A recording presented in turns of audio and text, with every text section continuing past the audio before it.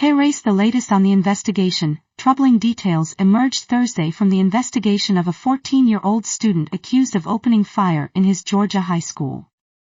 Police found evidence that the boy was interested in mass shootings, particularly the 2018 massacre at a high school in Parkland, Florida. According to two law enforcement officials briefed on the investigation, there were also questions about potentially missed opportunities.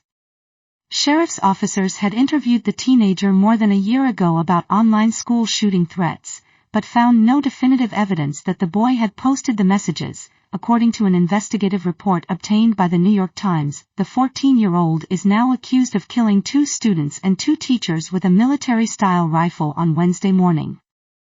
8 students and a teacher were injured. I'm broken to think about what happened yesterday, Sheriff Janice G. Mangum of Jackson County, GA, whose investigators talked to the boy and his father in May 2023, said in an interview on Thursday morning.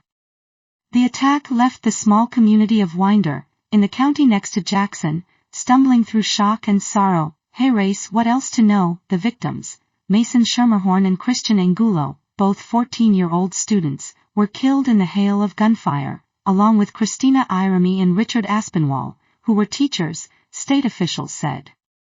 The 9 other people in hospitals with injuries were all expected to survive. The suspect, officials said the suspect, identified as Colt Gray, 14, would be charged with murder and prosecuted as an adult.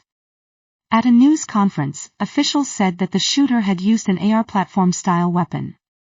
Rifles based on the AR-15 design have been used in many other mass shootings, and in the recent assassination attempt on former President Trump. The search, police found evidence of the suspect's interest in mass shootings during a search of his room on Wednesday, according to the 2 law enforcement officials briefed on the investigation.